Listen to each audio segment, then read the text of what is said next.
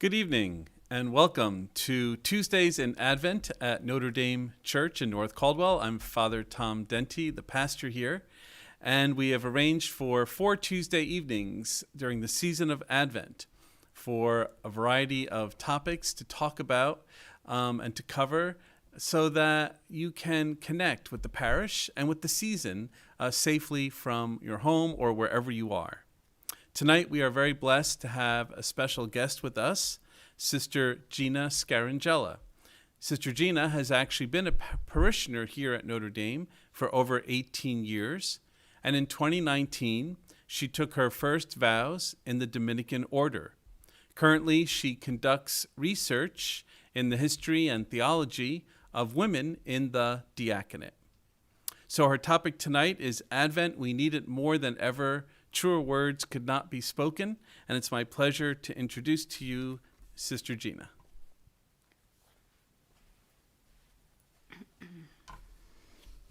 Thanks, Father Tom. And good evening. It is very good to be here. I always love any chance to be together with the faith community here at Notre Dame. And I'm very glad that we have this chance tonight through really the miracle of live stream.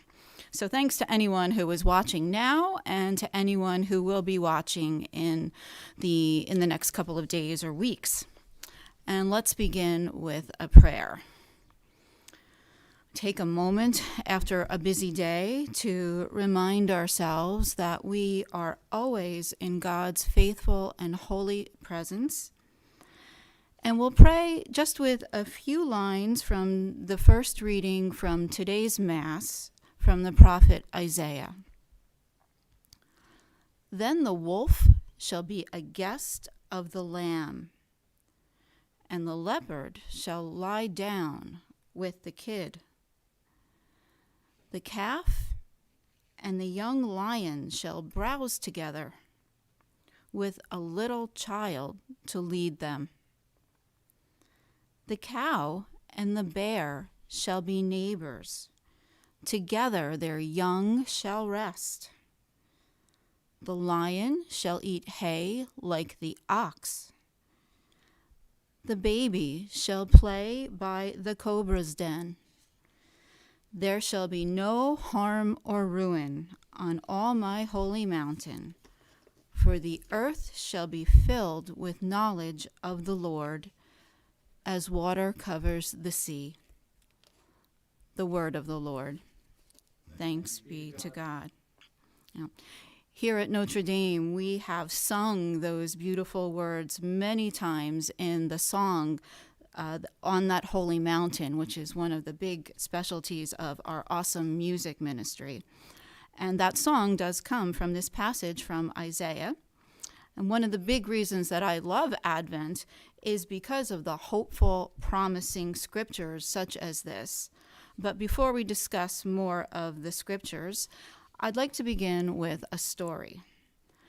It's a true story from a homily by a legendary Jesuit preacher named Father Walter Burkhardt.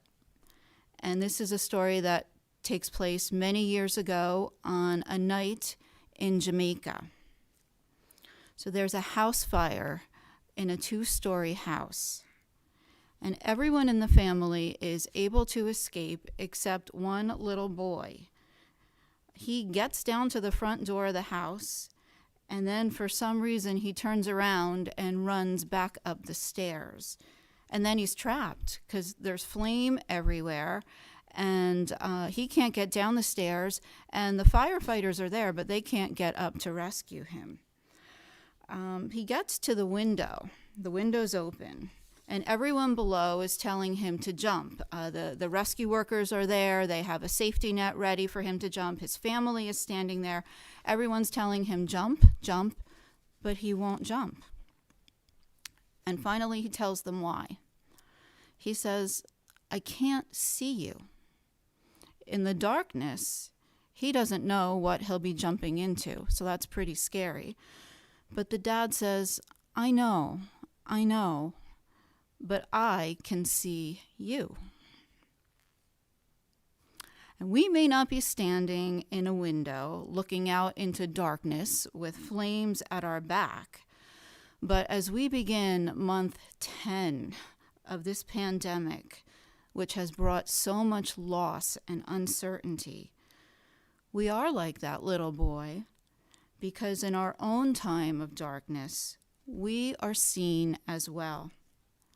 It is our God who sees us, the God who delights in us, the God in whose image we are created, the God who weeps for our losses, the God who came as a tiny baby to grow and live among us and teach us how to live,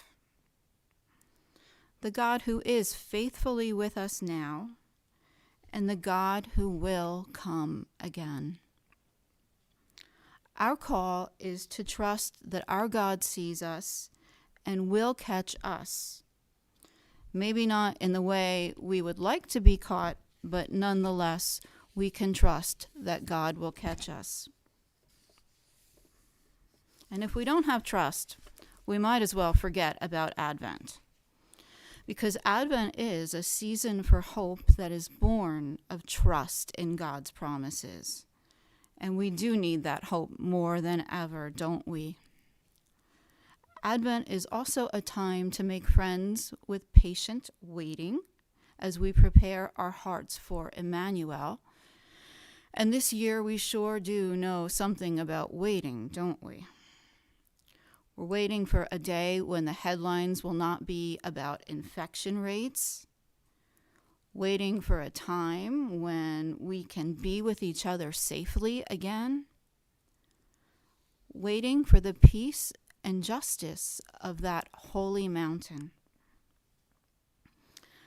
And if we're really going to find meaning in all this waiting, first, we have to grieve the losses and the darkness that we're in right now. We need to name them and lament them.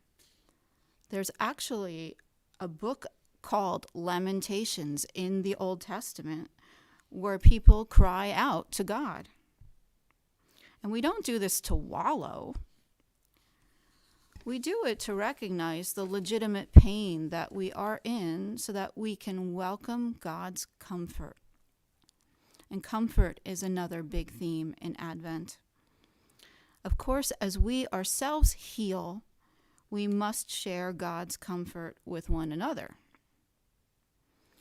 And in addition to all the losses that have been directly caused by the virus, like loss of loved ones, health, jobs, loss of routines, social contact, we also have losses to deal with that were not caused by the virus, but because of the virus, we can't grieve in the ways that we usually would.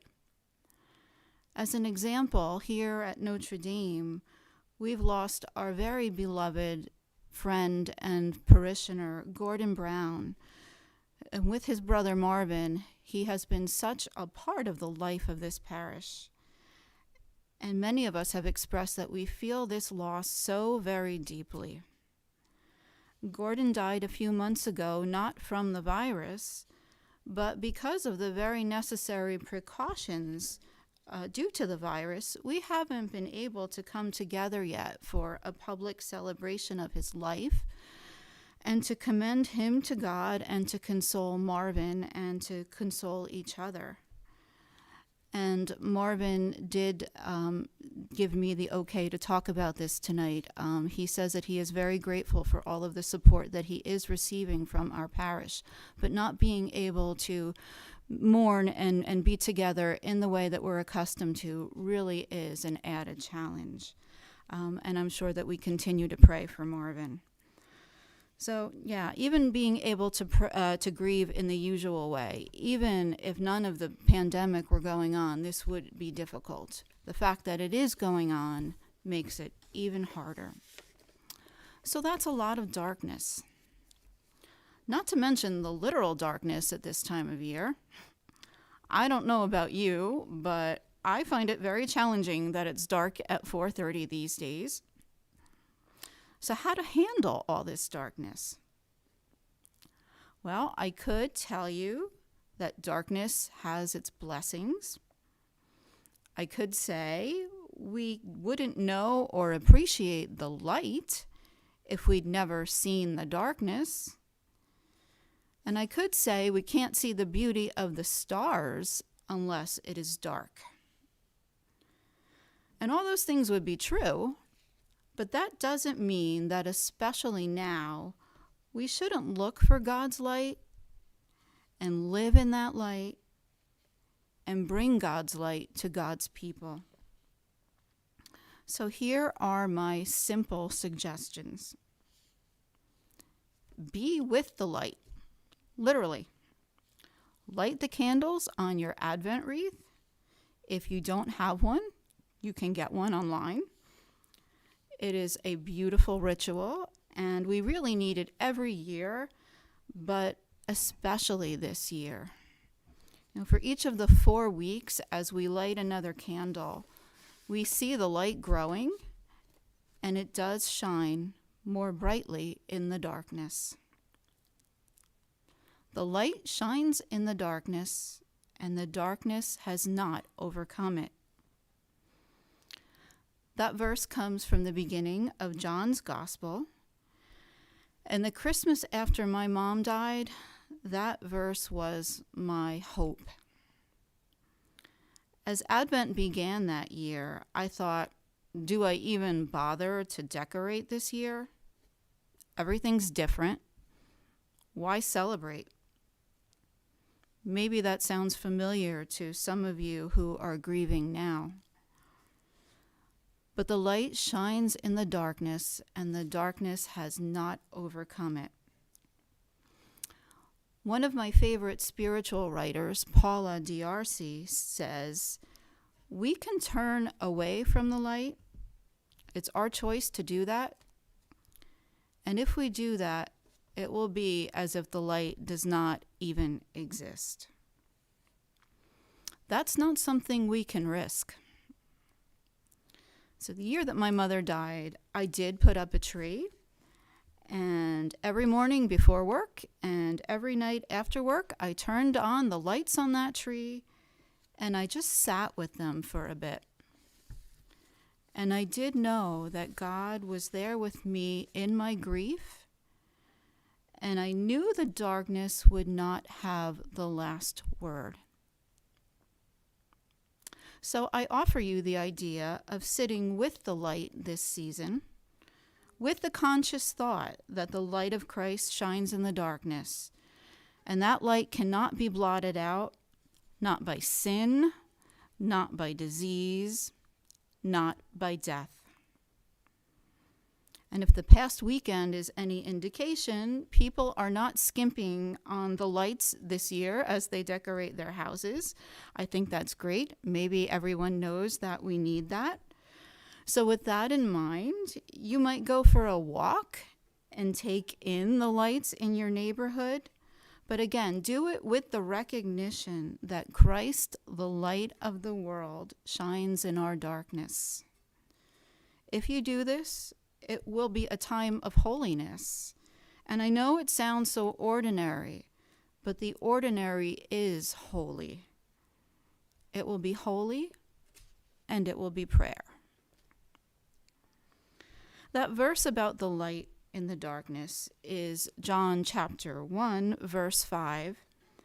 And it's actually a passage that the church gives us for Christmas, not for Advent, for the Advent readings. But the church does give us some amazingly, tenderly comforting, hopeful readings for Advent, especially from the prophet Isaiah. And I had already been planning to talk about this tonight, and then this weekend I heard Father James Martin saying the same thing. I think he used the word stunning. He said that the beautiful hope and promise in the Advent readings from Isaiah specifically, that it's all stunning. And again, we need that more than ever. I picked out some gorgeous lines from the readings in the next few weeks, in addition to the prayer that I shared in the beginning, which was also from today's Mass. So in next Sunday's first reading from Isaiah, we'll hear comfort. Give comfort to my people, says your God. Those words were given to the people of Israel during their time of exile when they were banished from their home. And in some ways, we're in exile too these days. We're banished from the things and the people that are dear to us. God sees us and God seeks to comfort us. Tomorrow, we'll hear in Isaiah that God will destroy death forever and wipe away the tears from all faces. Have you ever wiped away someone's tears or had someone do it for you? I have, and it's such an act of tenderness. Before I entered religious life, I had an apartment not far from here. I had 2 cats, and I loved those cats as if they were my children.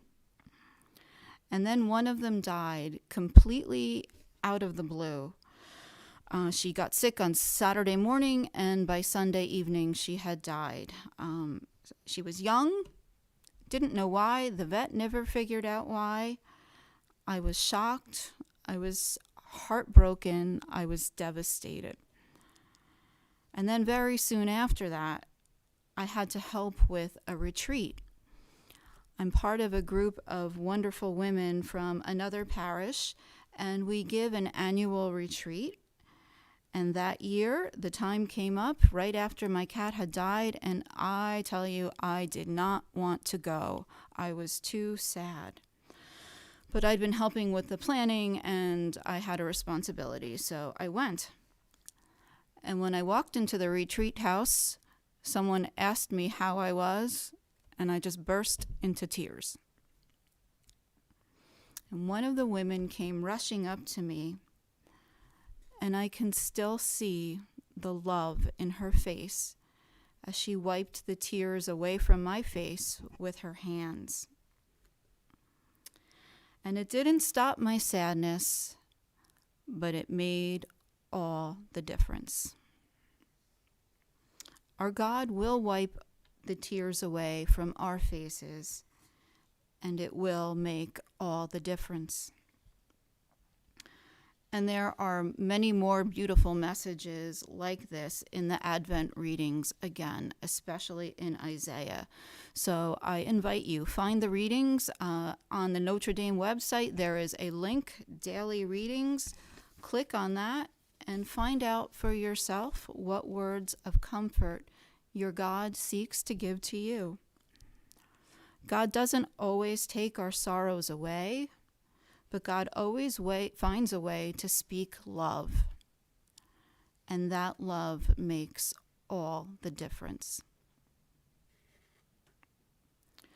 So I've talked about being honest about this year's losses and darkness and letting ourselves grieve and lament. I've talked about looking for the light that shines in the darkness. I've talked about being with the light, that is God's light, in quiet time, with Christmas lights and Advent wreath, and by savoring the Advent readings. And finally, I would remind you that we are called to carry the light. Carry God's light to God's people.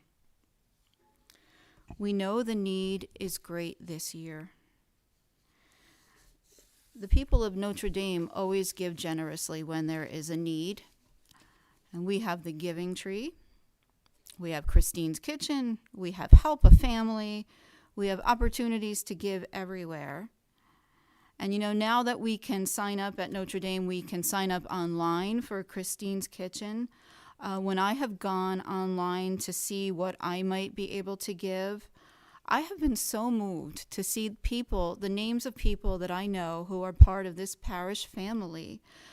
And I know that they have their hands quite full with their own difficulties in their lives, yet there they are signing up to give to others. That is carrying the light. What if this year we thought about how connected we truly are as God's people? And what if we prayed for the unknown person who is going to receive whatever gift it is that we're giving, whether it's through Giving Tree or another opportunity? And what if we prayed for family and friends as we bought our gifts for them? It's a suggestion. It just came to me this year. I have really honestly never thought to do that. Not that I never pray for my family and friends, but when I am shopping, when I'm thinking about what I need to get them, what they don't have, what they might want, I get very caught up in the material aspect also. But I've decided that this year I will try to remember to pray for the people on my gift list. And of course, there are many other ways, big and small, in which God calls us to carry the light to one another. Whether it's to people in our household who need a kind word, or co-workers, and maybe it's reaching out to someone who's lonely. The needs are not always just material needs. Of course, we know that. And as we pray, the Holy Spirit will help us know what we specifically are called to do to bear the light. And I will pray for you as you enter into this Advent season. And especially if you are grieving a loved one, I will hold you in prayer in a special way. And I know that the Notre Dame family joins me in offering condolences and in praying for you. So know that you're not alone. We do need this Advent more than ever. Hold on to your hope. Look for the light. Pray with the light. And carry that light to God's people. Happy Holy Advent, everyone.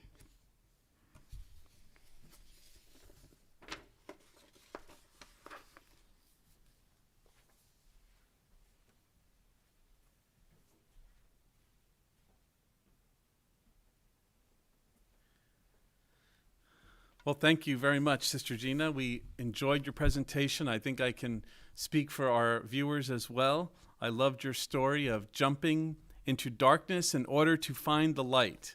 May we and all our parishioners have the faith and trust in God to get us through these times so that the darkness doesn't have the last word.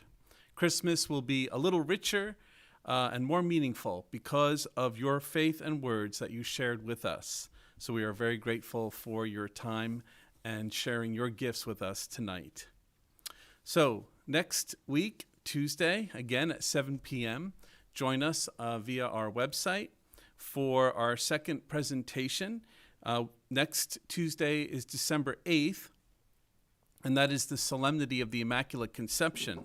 We will have our masses in the morning at 7 and 9 a.m., but in the evening at 7 p.m., we will have our live stream of evening prayer for the Immaculate Conception. It's a beautiful service from the church, and there'll be music, but it will feature our special speaker, Anita Foley, a member of our parish staff, who will speak with us about our patron, the Blessed Virgin Mary. So we look forward to seeing you with us again next Tuesday at 7 p.m. Please join us and tell a friend. Thank you and good night.